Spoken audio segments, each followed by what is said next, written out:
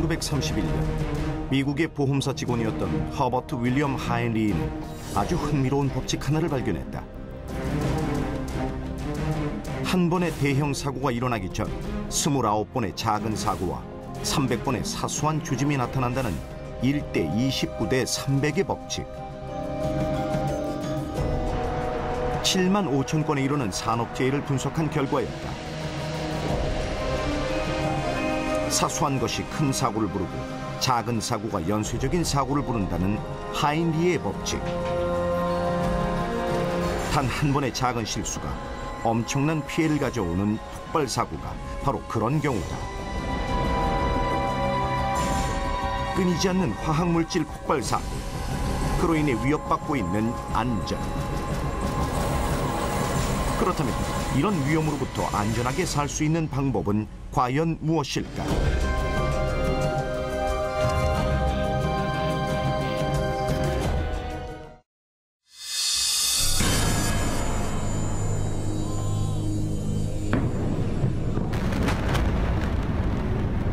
폭발은 한순간이었다. 2015년 8월 12일 밤 11시 36분 중국 텐진항을 울린 거대한 폭발은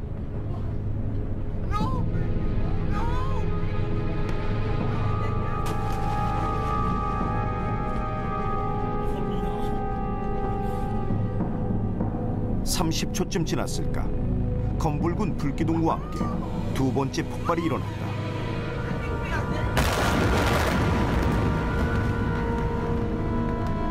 폭발이 시작된 곳은 한 물류회사의 위험물 저장 창고. 원인은 700톤에 달하는 시아노나트륨이었다. 이 시아노나트륨은 어떻게 한순간에 도시 전체를 불바다로 만들어버린 것일까? 자체적으로는 백색 분말이에요. 과리 분말인데 주변에서 화재가 났든지 이렇게 해가지고 그 과열되고 온도가 올라가게 되면은 이 폭발력이 강해요. 원래는 시아노나트륨이 되면은 CO2라든지 포말 분무기를 사용해가지고 이게 확산되지 못하도록 막아야 되는데 사고 수습을 한다고 물 뿌린 게 또 그게 2차 오염의 원인이 또 되고 있죠. 폭발 현장에서는 시아노나트륨만 문제가 된 건 아니었다. 질산암모늄이나 질산칼륨 같은 40여 종의 독극물 3천여 톤이 같이 있었다. 화재 진압 과정에서 뿌린 물은 오히려 화를 키운 꼴이 됐다.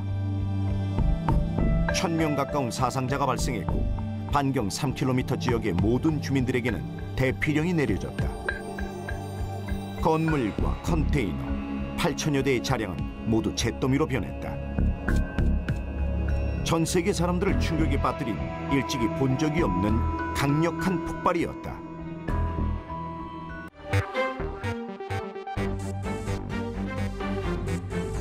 세계적인 무역항을 한순간에 폐허로 만든 화학물질. 화학물질 취급량이 텐진항 못지않은 곳이 바로 울산이다. 울산의 유해 화학물질 취급 사업장은 470곳, 위험물 취급 사업장은 무려 7,500곳이나 된다. 2014년 환경부 보고서를 보면은 그 국가별로, 지역별로 어떤 물질들이 이제 많이 취급되고 있는지, 배출되고 있는지에 대한 정보 데이터베이스가 있습니다. 그 정보를 보시면은 울산이 이제 2등, 3등인데요. 거기 그 미포와 온산산업단지가 이제 2등, 3등인데 두 개를 합치면은 전체 취급량의 36%거든요. 그래서 저희가 전국 1위 수준입니다. 유해 화학물질이 주로 사용되는 곳은 울산의 대표 산업인 자동차, 조선, 석유화학, 비철금속 분야. 실제 이 지역을 중심으로 유해 화학물질의 배출량 또한 많다. 유해 화학물질 중에 대부분을 차지하는 것들이 휘발성 유기 화학물질, VOC라고 하는 계열의 물질들입니다. 그 안에는 이제 벤젠, 톨루엔, 자일렌 등 우리 울산에서 제조하거나 취급하는 물질들이 상당히 좀 많이 있거든요. 아시다시피 이제 중공업 활동이나 여러 가지 화학 단지에서 생산하거나 취급하는 물질들이 자연스럽게 대기 중으로 배출되고 있고요. 전국에서 벤젠과 같은 1급 발암물질이 가장 많이 배출되는 곳은 울산 미포산업단지. 또 울산 전체에서 1급 발암물질의 80%는 남구에서, 2급 발암물질의 67%는 동구에서 나온다. 그래도 다행스러운 건 이런 물질들은 보통 하루 이틀이면 분해되거나 농도가 절반으로 줄어든다는 점이다.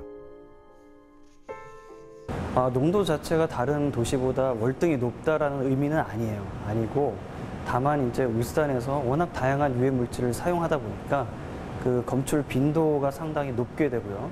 그다음에 일단 주거 지역 농도는 그렇게 높은 편은 아니지만 공단 바로 근처 지역이라든가 공단이 위치한 주변의 풍압 지역들, 그러니까 바람에 의해서 영향을 받을 수 있는 지역에서는 농도가 상대적으로 높은 것이 사실입니다.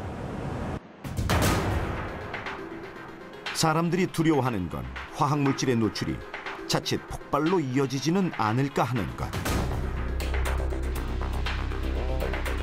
실제 울산에서는 설비 보수 중에 가스가 노출되었거나 아예 원인을 알 수 없거나 혹은 공정에서 새나온 미세한 기름 입자인 유증기가 인화물질을 만나 폭발을 일으켰다.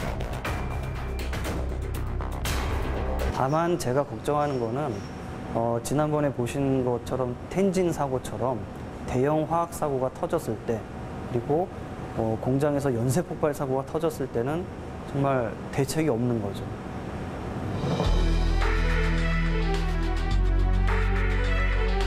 울산에서 한 해 동안 발생하는 화학 사고는 평균 13건 이상. 그렇다면 많은 인명피해를 가져오는 화학 사고는 왜 끊이지 않는 것일까?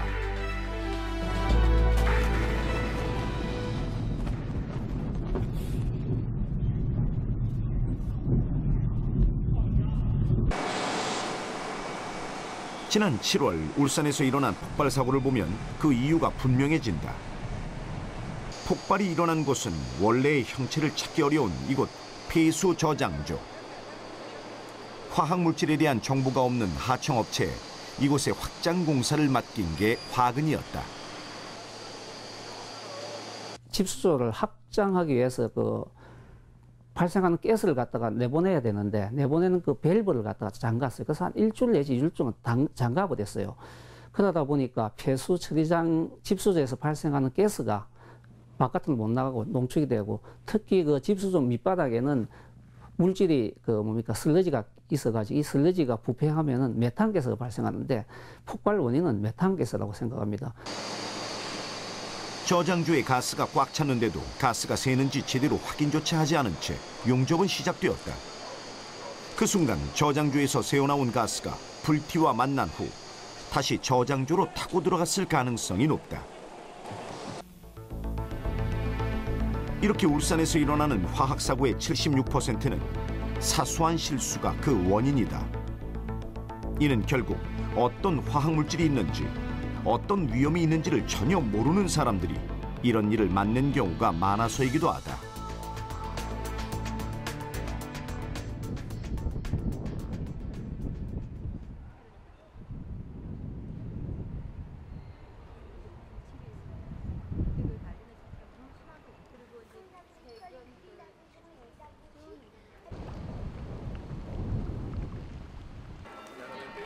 (2001년) 프랑스 남부 툴루즈에서도 이와 비슷한 일이 있었다.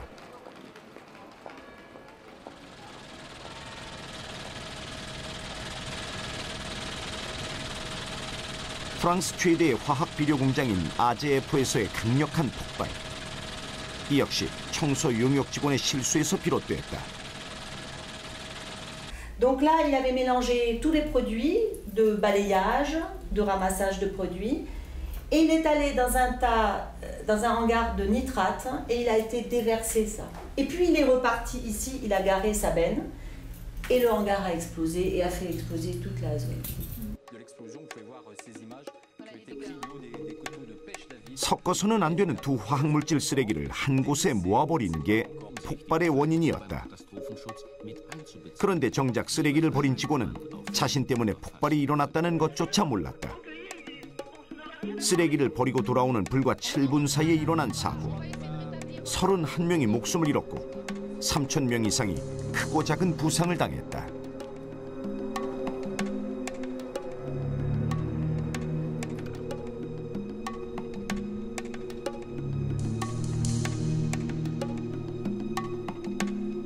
Oui, oui. Bon, en fait, il y a la vitre qui s'est cassée sur moi.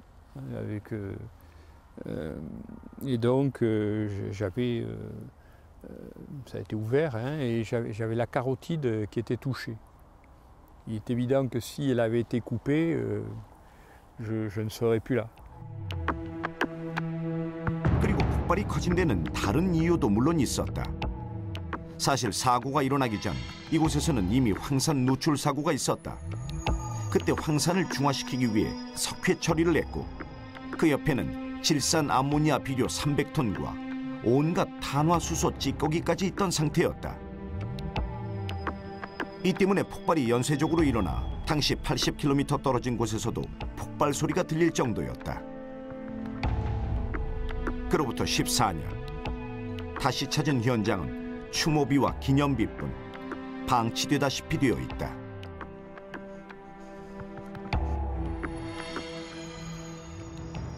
Là, ce sont des scellés, il y a toute une partie du terrain dans lequel on ne peut pas pénétrer. Donc il y a le cratère qui fait 80 mètres de long, 40 mètres de large. Et ensuite, il y a certains équipements sur lesquels il reste encore des interrogations. Et donc ça n'a pas été dépollué. Et donc c'est resté en l'état depuis l'explosion. 도시의 모든 기능을 마비시킨 화학적 재난. 하지만 당시 회사 책임자 한 명이 1년형을 받았을 뿐 아무도 책임지지 않았다. 형사소송 역시 현재 진행 중이다. 그 당시 주민들은 사고가 나기 전부터 악취와 매연에 시달려왔지만 이 역시 아무런 대책이 없었다. Cette usine, tous les Toulousains avaient l'impression que c'était une usine d'un autre siècle dans une ville moderne. C'est-à-dire que cette usine était assez vieille. Il y avait toujours des fumées jaunes, grises qui sortaient de cette usine qui était en pleine ville. Des fois, il y avait des odeurs de produits, ammoniac, etc. Donc, c'était une usine très connue des Toulousains.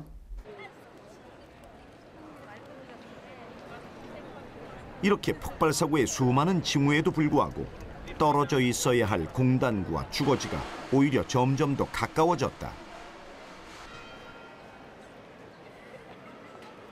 C'est-à-dire que quand elle a été implantée dans les années 20, c'était un marécage et la ville était à une dizaine de kilomètres. Et en 80 ans, il y a eu deux phénomènes. D'abord, l'usine s'est agrandie et elle a obtenu toutes les autorisations pour se lancer dans de nouvelles productions. Mais surtout, la ville l'a rattrapée. 사실 폭발 사고가 일어날 당시에도 유럽연합에는 유해물질을 다루는 시설은 도심에서 멀리 떨어져야 한다는 화학물질 규제법이 이미 존재했다.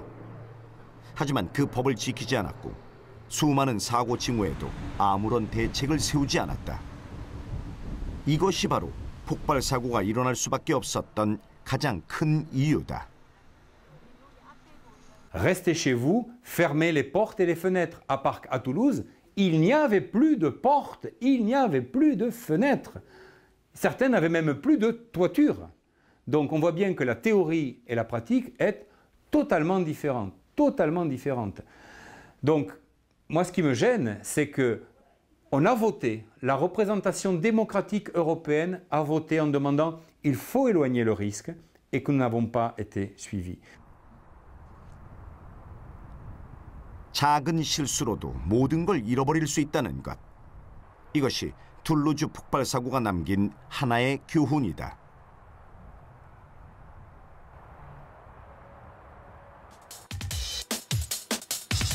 울산 역시 사정이 별반 다르지 않다. 1962년 특정공업지구로 지정된 지 반세기. 울산은 지금 산업화가 가져온 또 다른 고민에 놓여 있다. 시청을 기준으로 석유화학단지는 5km, 온산산업단지는 10km 이내로 도심과 너무 가깝다는 것이다. 처음 만들 때는 이 공장이 듬성듬성 들어서고 그 뭡니까 저장 탱크라든지 화학물질 누출될 곳이 좀 작아가지고 여유가 있는데 지금은 주변에 이제 그 주민들이라든지 이 인접 기관들이 많이 들어서고 공장도 생산량이 그때보다도 한 옛날 처음보다도 10배 뭐 이상 이렇게 그 증가하다 보니까 그 저장 탱크라는 이 용량들이 따닥따닥 붙어버렸어요. 실제 울산 석유화학단지에는 100여 개의 공장에 폭발성이 강한 화학물질이나 가스가 1,700여 개의 탱크 시설에 2억 톤 이상이 저장돼 있다. 이곳 울주군 온산 역시 석유화학단지가 밀집해 있는 곳 중 하나.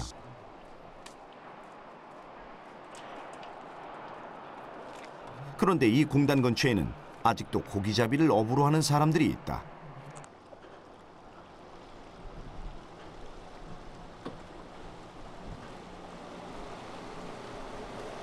이곳에서 태어나 평생 고향 바다를 지키고 있는 박호동 씨. 이곳은 쥐치를 잡으러 가기 전 주로 미끼 준비를 하는 작업장이다. 이제 이렇게 매놓고 여기서 이제 작업을 하고 준비를 해갖고 이제 작업을 나가고 이러거든요. 이 담침도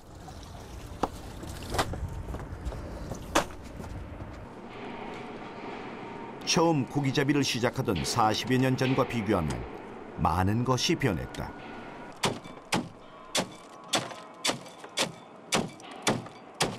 지금 이런 쪽으로 그 우리가 줄을 쳐놨는데 보면은 담치 이런 담치가 붙어야 될 자리에 1년이 가도 담치가 안 붙습니다.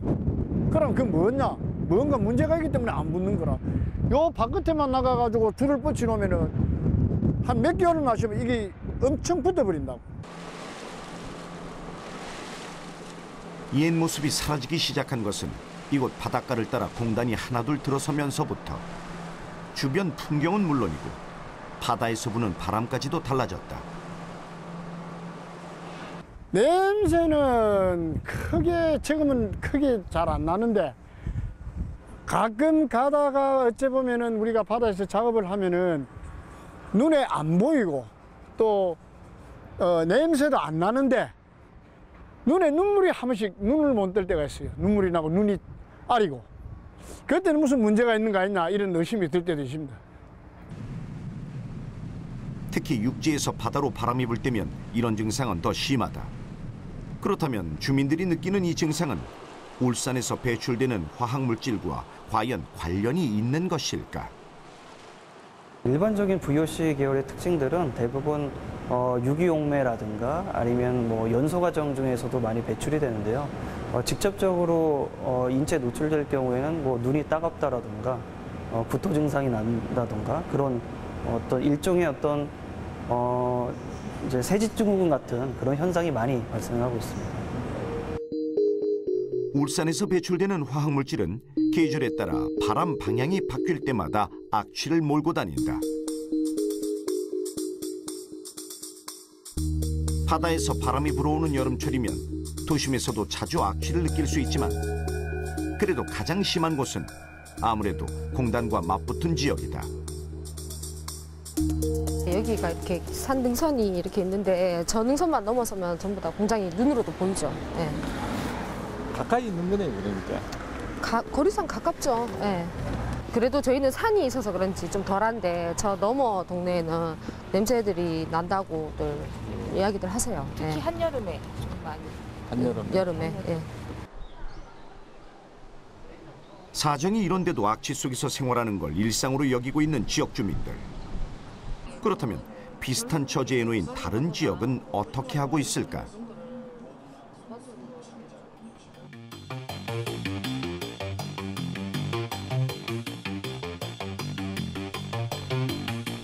화학 공장에서 나는 악취와 소음으로 몸살을 앓고 있는 대표적인 곳은 인천 서구 지역. 그야말로 엎어지면 코 닿을 때 화학 공장이 들어섰다. 지금 이 자리에 서 있는 신강아파트 같은 경우는 현관문하고 80m 거리에 있고 바로 뒤에 있는 신석초등학교는 188m 거리에 있고 140m 거리에 어린이집이 있고요. 그 80m 거리에 사선거리에 있는 그 빌라 단지는 이 공장에 지금 이 소음이 이 운전이 되면서 가동이 되면서 서 있으면은 발끝에 진동이 느껴질 정도의 가까운 거리에 있고 400m 이내에 5만 인구가 지금 살고 있다는 게 문제입니다. 전국에서 주거지와 공단의 거리가 가장 가깝다는 이곳. 주민들이 불안해하는 것은 언제 일어날지도 모를 위험물질 누출과 폭발 사고다. 실제 눈앞에서 2011년에는 화재가, 2014년에는 나프탄 누출 사고가 있었다. 바로 저 굴뚝 옆에서 그 폭발 사고가 있었는데 그날 거의 12시간을 이 동네에 검은 연기가 다 덮었어요. 덮었는데 주민들은 어디다 대고 하소연할 데도 없고 어떤 걸 어떻게 해야 될지를 하다못해 비상식량이라도 갖고 있으라는 매뉴얼이라도 있어야 되는데 그것도 없다는 겁니다. 그 비일비재하게 지금 사고가 일어나고 있습니다. 여기는 벤젠 공장과 파라자일렌 공장이 증설돼 가동 중인 상황. 그런데 올 4월 중국 푸젠성에 있는 파라자일렌 공장에서 2013년 7월에 이어 두 번째 폭발 사고가 발생했다. 그래서 주민들이 더 불안하다.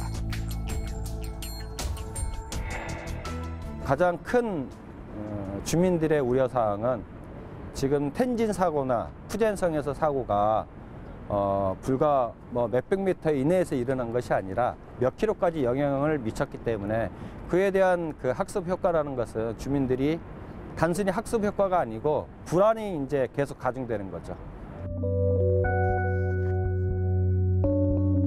더 심각한 문제는 작년 나프탄 노출 때 악취가 진동한다는 주민들의 신고가 있기 전까지 아무도 그 사실을 모르고 있었다는 것이다. 작년 8월에 일어난 인천 서구 왕길동의 가스 누출 역시 비슷하다. 지하 위험물 저장 탱크에 보관 중이던 초산 비닐 수지 500리터가 유출된 것. 가스 누출로 주민들은 팔다리 통증과 메스꺼움을 호소했고 반경 500m 내 가로수 200여 그루의 잎과 농작물은 붉게 타버렸다. 화학물질은 바람 방향에 굉장히 큰 영향을 미치는데 이 바람 방향에 따라서 도로가로 쫙 물질이 퍼였고 냄새도 굉장히 지독하게 깔렸던 거죠. 이쪽은 대피령이 내려졌는데 한쪽은 대피령이 안 내려졌대요. 주민들이 전혀 몰랐었다라는 거죠. 가스가 누출된 직후 주민들에 대한 안전조치는 거의 없었다. 그 후 피해 상황에 대해서도 다들 관심받기였다. 뿐만 아니라 기업에서 평소 사용하고 있는 위험 화학물질에 대해서도 주민들은 전혀 모르고 있다. 결국 지금의 문제는 어떤 거냐면 기업이 어떤 물질을 어떻게 다루고 있는지 또 어떤 조사를 했는지에 대해서 기업에서의 공개가 이루어지지 않고 있다는 거예요. 그래서 사실은 바로 옆에 공장이 돌아가고 있음에도 불구하고 지역 주민들은 모르는 거죠. 특히나 저희가 사후 영향 조사를 보니까 정유 공장에서 나오는 가장 중요한 물질인 1급 발암 물질인 벤젠 조사가 안 되고 있는 거예요. 왕길동 가스 누출 사고를 계기로 인천시는 지난 5월 경기도와 충북에 이어 화학물질 안전관리 조례를 제정했다. 하지만 초기 조례안은 주민들의 참여나 정보 공개가 빠진 반쪽짜리였다. 이에 전국 28개 시민사회단체로 구성된 화학물질 감시 네트워크는 조례 개정을 촉구했고 지난 7월 마침내 주민 참여와 알 권리가 보장된 전국 지자체 최초의 조례로 거듭나게 되었다. 인천은 왜 이렇게까지 그동안 주민 참여와 알 권리의 필요성을 그토록 강하게 주장해온 것일까? 지역 주민들한테 이런 물질이 다뤄지고 있다는 걸 알리고 그리고 정말 사고가 일어났을 때는 비상으로 대응할 수 있는 체계를 구축하게 하는 이건 가장 당연한 체계이잖아요. 행정이 해야 될 일이고 그걸 하게끔 하기 위한 가장 기본적인 조례가 이번에 만들어진 화학물질 관련된 조례라고 보시면 될 것 같습니다. 조례 제정에도 불구하고 공단과 가까운 인천 서구 지역 주민들의 불안감은 여전하다. 이곳 주민들은 2중, 3중의 안전장치를 마련해 스스로를 지키겠다는 입장이다. 그래서 인천 서구의회는 인천시와는 별개로 자체 조례를 추진해왔다. 기초자치단체가 왜 굳이 조례를 만들려고 하는 것일까? 거기에는 이제 지역 주민들의 이제 그 구성도 있고 어떤 전문가 집단들과 그 인원도 있고 또 기능도 있고 또 어떻게 해야 됐다는 우리가 감시단 운영을 어떻게 한다든지 이런 세칙을 다 만들어서 또 지역 주민들이 여러 다양한 목소리를 한 목소리로 만들고 주민들이 또 우리가 구청장이나 구의원들 임기가 되면 다 그만두잖아요. 다음에 된다라는 보장도 그래서 안전하게 계속 점검할 수 있고 우리의 주민 그 건강을 확보하려고 이렇게 저희를 만드는 겁니다.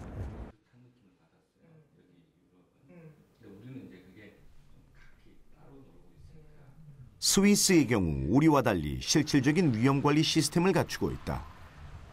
그 대표적인 것이 바로 시민안전위원회. 소방서장, 경찰서장, 구조대장, 전문가, 민방위대장, 해당 지역 사령관. 이렇게 6개 분야 책임자로 구성된 일종의 위기 대응팀이다. 이곳 지하 벙커 역시 위급한 화학사고에 대비하기 위해 마련한 공간이다. 이렇게 모든 위험은 지역자치단체가 책임져야 할 몫이다.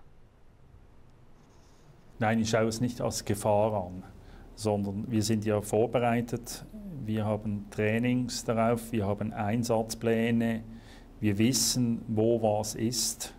Also von dem her, ich sehe es nicht als Gefahr. Passieren kann immer etwas. Hauptsache, man ist darauf vorbereitet. 스위스에서 위험에 대처하는 방법은 만일의 사태에 대비해 실전처럼 연습에 연습을 거듭하는 것이다. 그런데 이런 대비 훈련을 하게 된 결정적 계기가 된 것은 놀랍게도 화학 사고였다.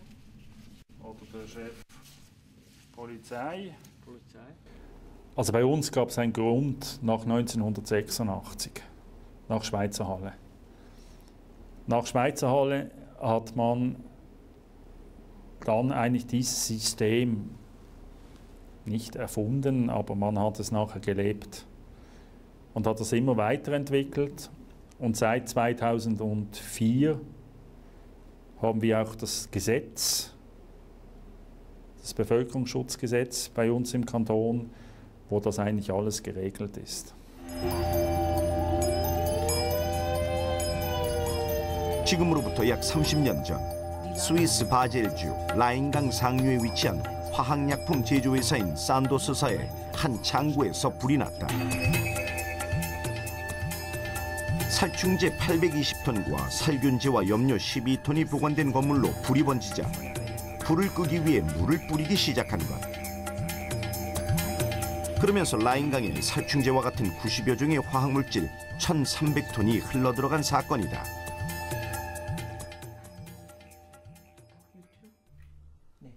당시 유럽 사람들을 죽음의 공포로 몰아넣은 충격적인 일이었다.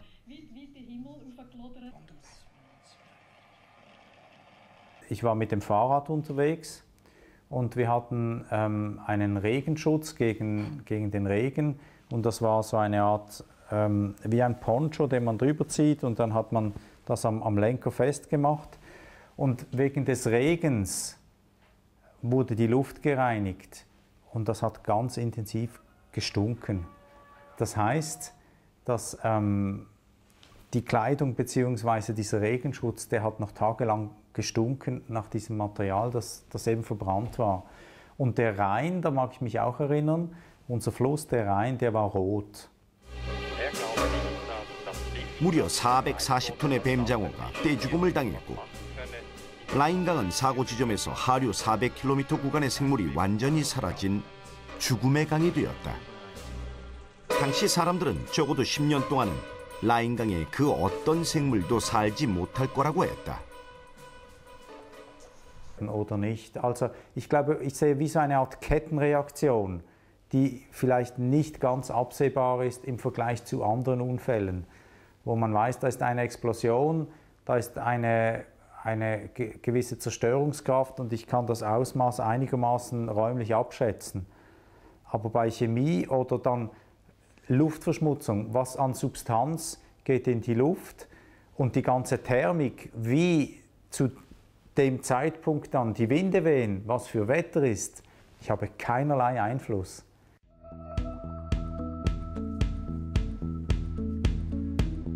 이 화학사고 이후 만들어진 게 바로 시민안전위원회였다. 여기서는 모든 정보를 투명하게 공개하는 것이야말로 위험으로부터 주민을 보호하는 가장 빠른 방법이라고 보고 있다.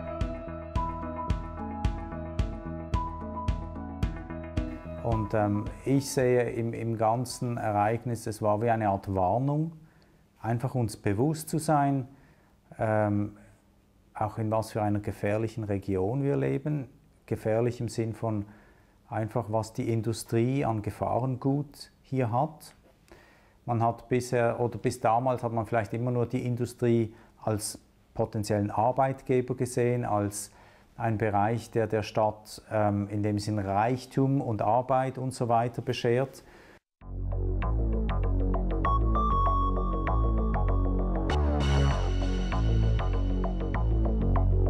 (2012년) 우리나라에서도 지금까지 경험하지 못한 화학사고가 발생했다. 나라 전체를 떠들썩하게 했던 구미 불산 누출 사고. 공장 내 설비에 불산을 넣던 중 밸브가 열리면서 발생한 이 사건으로 작업 중이던 5명이 사망하고 18명이 부상을 입었다.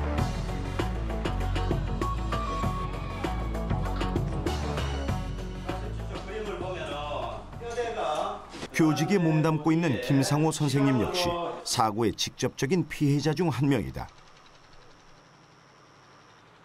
당시에 저 공장이 저쪽에 사고 공장이 있거든요. 저쪽에서 가스가 폭발해가지고 이쪽으로 마을을 쓸고 넘어간 거죠. 그래서 이 마당에 있는 나무들 모두 다 이제 말라 죽어가지고 베어내고요. 지금은 전부 다 새로 화초 종류입니다. 사고 현장과 불과 150m 정도 떨어진 이곳. 불산이 지나간 자리는 단 하루 만에 나무까지 말라버렸다.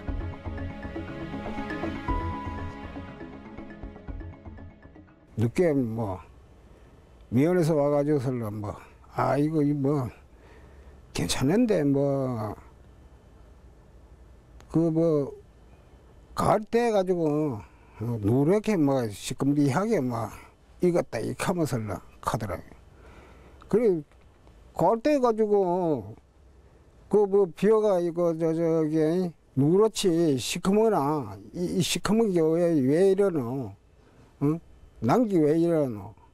요 꽃을 요 위에 요 심으면 안 돼. 이 꽃이 봐라 다 삶았잖아.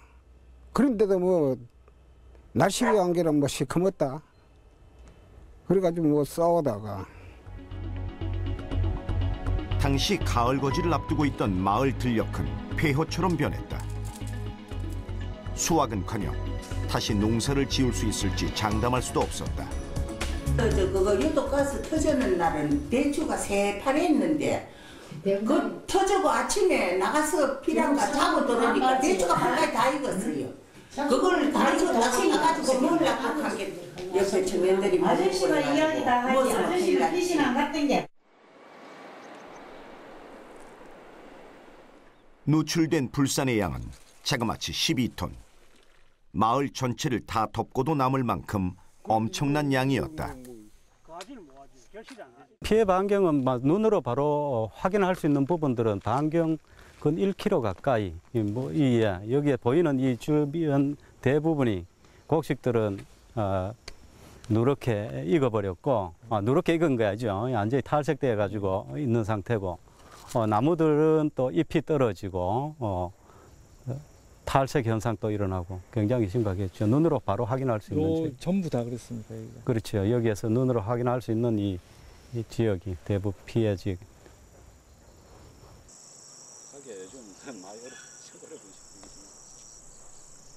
피해는 눈으로 보기에도 심상치 않았다. 하지만 주민들에게는 아무런 얘기가 없었다. 말도 뭐하고 고생을 했지요, 우리는 그것도 모르고 집에 잤대.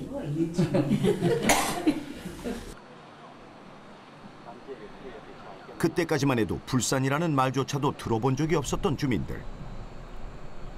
피부 조직에 침투하는 무척 위험한 물질이라는 사실을 아예 몰랐던 것이다. 옮겨 싣는 과정에서 저기 탱크가 사고 지점입니다. 당시에 이제 사고가 나도 어떤 물질이 누출되고 있는지 잘 모르기 때문에 구미시에서 4시경에 여기 인근에 있는 노동자에 대한 대피령이 있었다고 하는데 언론에 이래 보면은 여기에서 별로 떨어지지 한 300m 될까요? 한 뭐 반경 한 300~400m 지점에서 옥기스로 연기를 뭡니까 가리면서 불구경하듯이 하는 그런 장면이 있었습니다.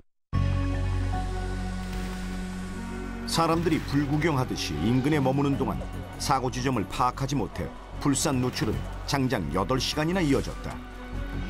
심지어 이 일대 190가구 340여 명의 주민들이 마을을 떠나 대피한 것은 사고가 나고 열흘이 지나서였다. 그리고 석 달 가까이 이어진 주민들의 대피소 생활. 뒤늦게 불산의 위험성을 알고 건강검진을 받은 사람만 12,000여 명. 그런데 더 큰 문제를 만든 것은 사고 처리 과정에서 불거졌다.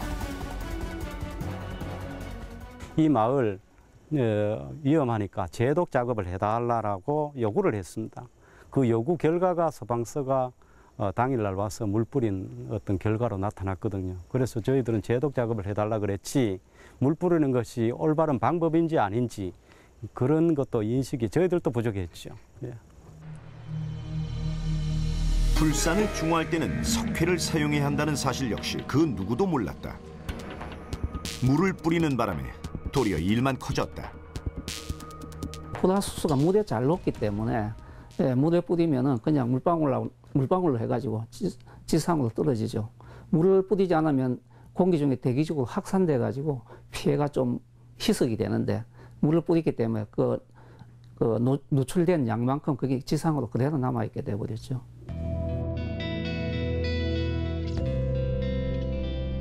사고 전에는 화학물질을 허술하게 관리했고 사고 후에는 그 어떤 대응도 제대로 하지 못했던 구미 불산 사고.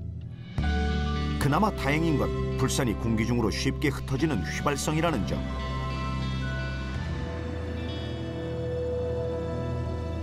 만약 공기보다 무거웠다면 훨씬 더 참혹한 결과로 이어졌을 것이다.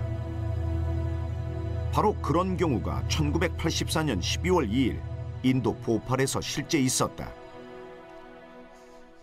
1980년도에 인도 보팔시 보면은 유니온 카바이드사에서 한 뭡니까 그 메틸 이소시아네이트 이 경우는 거기도 마찬가지로 보면은 처음에 공장이 들어섰다가 주변 환자 인접 주민들이 많이 살게 되고 그러다 보니까 이 공장을 옮겨야 되는데 옮기려고 하다 보니까 이 시설 관리가 좀 엉망이죠. 그 노후된 시설도 교체도 안 하고 하다 보니까 그 밸브에서 조금씩 새 나왔어요. 그게 그 밤새 새 나오다 보니까 공기보다 무거우니까 그 주민들이 사는데 인근 지역에 쫙 퍼진 거예요. 시아나 가스와 제1차 세계대전 때 쓰였던 가장 치명적인 독가스인 포스겐이 뒤섞인 약 39톤의 맹독가스가 한밤중에 도심을 덮쳤다. 이 사고로 2만여 명이 사망하고 15만여 명이 장애를 얻었으며 50만 명이 가스에 중독됐다. 화학산업의 히로시마로 불리며 원자폭탄에 비유되기도 하는 세계 최악의 참사, 인도 보팔 사고. 하나의 도시 전체를 삼켜버릴 수도 있는 화학물질. 그렇다면 만약 울산에 화학사고가 난다면 도심은 얼마나 위험해질까? 저기 석유 화학단지에서 밀양의 그 어떤 그 독성 물질들이 그 사고에 의해서 누출되는 경우 저희가 반경 5km 내에 이제 울산 인구에 그 15만 인구가 거주하고 있거든요. 그래서 상당히 많은 인구들이 거기에 이제 그 영향을 받거나 피해를 볼 수 있습니다. 환경부가 얘기하는 화학사고의 골든타임은 30분. 지금까지 알려진 것과는 달리 30분이면 대부분의 독성물질이 1km 이상 이동할 수 있다는 것이 최근 연구에서 밝혀졌다.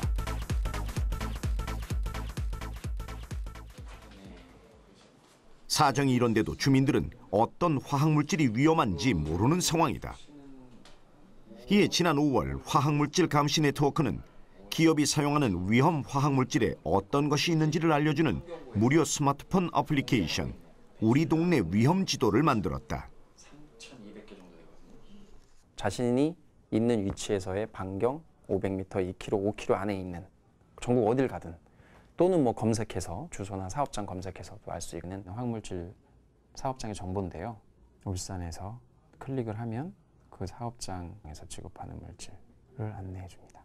이렇게 발암성 1급 사고대비 물질인 황산을 클릭을 해보면 황산은 발암성 1급과 사고대비 물질이다. 위험성 정보를 누르면 황산은 노출되면 암 걸릴 확률이 확실한 거는 폐암과 후두암이다. 이런 식으로.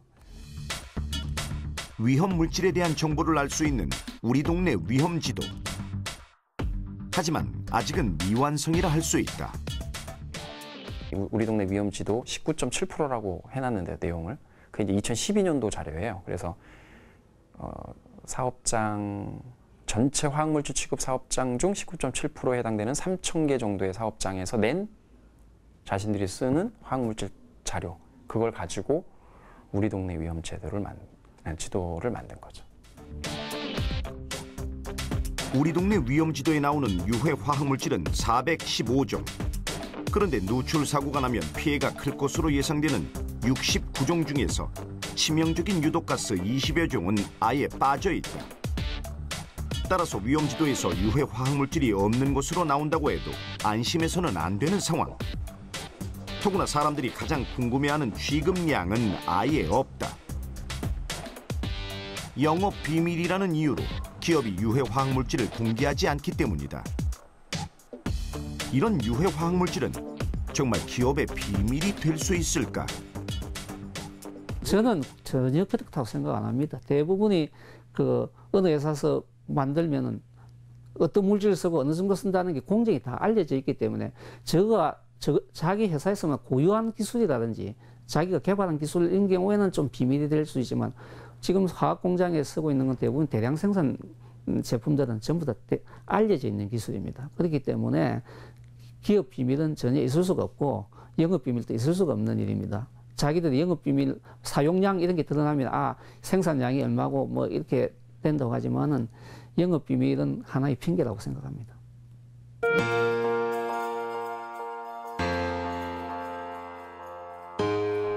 유럽연합은 1982년 세배소 지침을 통해 화학물질의 위험 정보를 주민에게 알려야 한다고 분명히 밝혔다. 세배소 지침은 1976년 이탈리아 북부 세배소의 농약 공장 폭발 사고를 계기로 만든 일종의 유독물 규제법. 당시 다이옥신 노출로 144명이 사망 후 생긴 지침이다.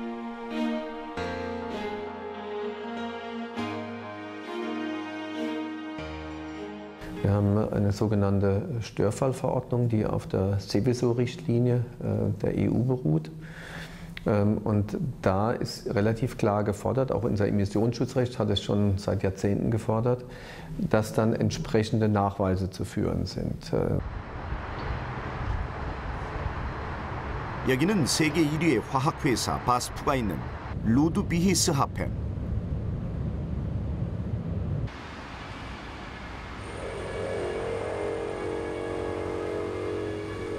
이곳 소방서 역시 세배소 지침을 근거로 바스프가 제공한 위험물질 정보를 보관 중이다.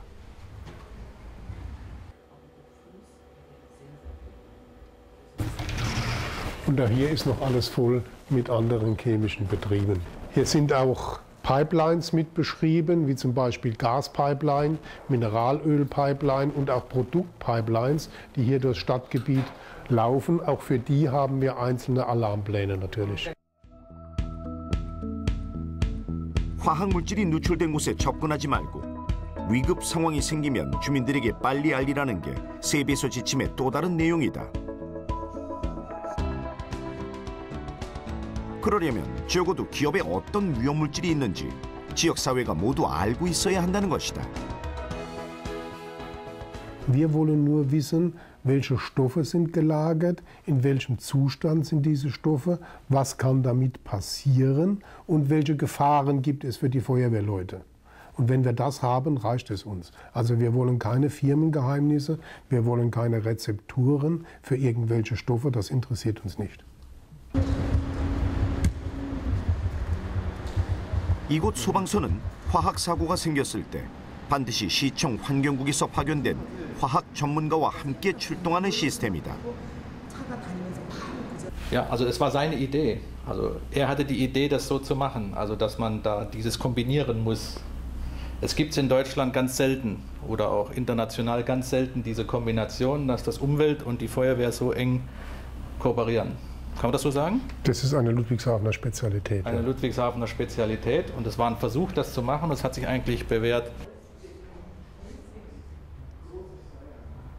이것은 도심구와 화학회사 내 5곳의 측정 장소에서 보내온 기상 상황을 바탕으로 사고가 났을 때 화학물질의 이동 경로를 보여주는 시뮬레이션이다.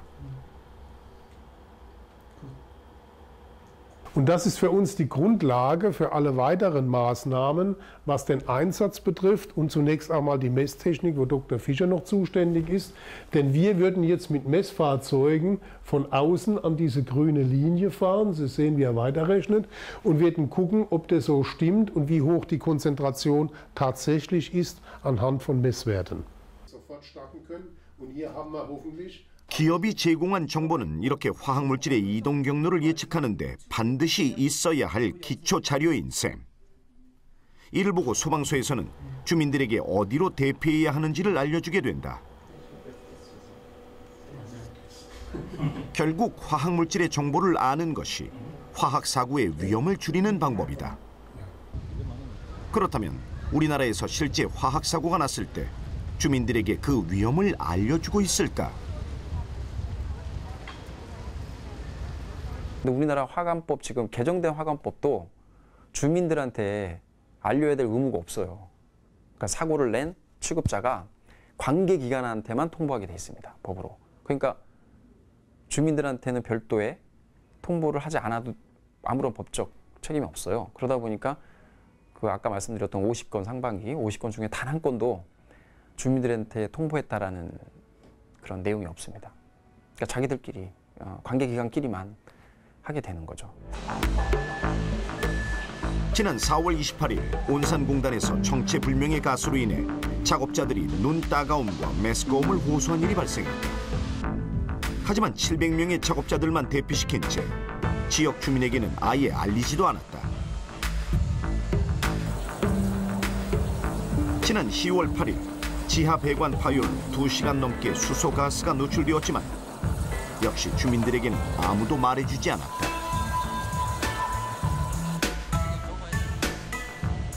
그리고 지난 11월 16일 울산 지역의 한 기업에서 불산 1톤이 노출됐다.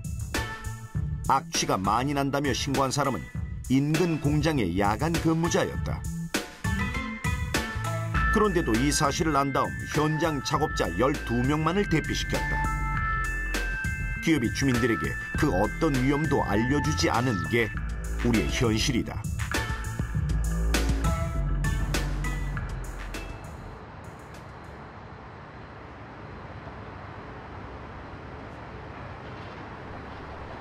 반면에 독일의 화학회사 바스프는 악취가 나는 것도 화학사고라고 할 정도로 엄격하다.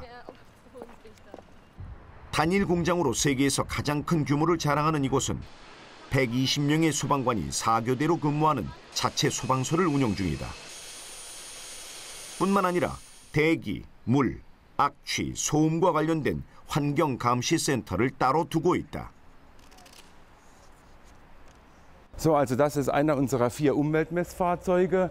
Die Fahrzeuge sind ausgerüstet wie ein kleines Minilabor. Wir können also über 100 Stoffe können wir damit messen. Insgesamt haben wir 4 Stück von diesen Fahrzeugen im Einsatz. Wir haben kleine, einfache Handmessgeräte hier auf dem Fahrzeug drauf, haben aber auch 2 Monitore. Einen Monitor für Kohlenmonoxid und einen Monitor für gesamtorganisch Kohlenstoff drin. 이렇게 안전사고 예방과 환경감시에 쓴 지난해 예산만 4,500억 원. 그중에서도 가장 민감할 수 있는 악취에 관한 감시 활동은 철두철미하다. Die Anwohner in Ludwigshafen wissen alle, dass sie sich bei einem Geruchsaufkommen bei der Umweltzentrale melden können. Dafür ist eine Notrufnummer vorgesehen, die 4040. Und die kennt hier in Friesenheim und in Ludwigshafen jeder auswendig. Und wenn es dann irgendwo stinkt oder riecht, dann rufen die bei uns an. 놀라운 것은 이런 특수 차량의 활동이 매일 한두 차례 공장 안뿐만 아니라 바깥까지 이어진다는 점이다. 코로 직접 냄새를 확인하고 나서야 끝나는 환경감시 활동. 악취가 심해도 기준치 이하면 괜찮다고 보는 우리와는 많이 다르다. Man kann aber sofort mit der Nase feststellen, dass es heute ein wunderschöner Tag ist mit keinem Geruch außerhalb vom Werk. Von daher können wir getrost wieder reinfahren und 바스프가 이렇게까지 하는 이유는 지난 1948년 공장 내에서 대형 폭발 사고를 겪었기 때문이다. 화학 물질을 실은 기차가 폭발하는 바람에 무려 200명이 목숨을 잃은 사건이었다. 하지만 그 사고를 마지막으로 지금까지 화학 사고는 거의 없었다. Die Statistik zeigt uns, im letzten Jahr sind wir 550 Mal um die BASF gefahren und zu 3% war die BASF in diesem grünen Bereich zu riechen, zu 12% in dem gelben. Man könnte jetzt sagen, zu 88% war die BASF außerhalb nicht auffällig. 환경과 안전, 기업과 지역사회를 따로 떼서 볼 수 없다는 게 바스프의 기본적인 생각이다. 공장 밖에서 일어난 재난사고를 기꺼이 지원하거나 자체 소방서와 환경감시센터를 공장 안이 아닌 곳에 두는 것도 같은 이유에서다. Immer wieder Konferenzen mit der Bevölkerung am Bergrand. Dialog ist für die BASF sehr wichtig. Und wenn mal was passiert, dann ist es schon sehr lange her, dann wird halt sofort auch die Bevölkerung gewarnt. Es gibt aber auch unkompliziert Schadensersatz. In der Regel waren es mal Rußaustritte oder ähnliches, Säuberungsarbeiten und ähnliches. Keine Diskussion von Seiten der BASF. Das ist wichtig. Das ist die eine Seite. 단 한 번만으로 모든 것을 이룰 수 있는 화학사고. 이 때문에 정부가 요구하는 수준보다 더 높은 자체 안전 기준을 실천하고 있다. 그리고 이것이 바로 지역 주민으로부터 신뢰를 얻을 수 있는 또 하나의 방법이기도 하다.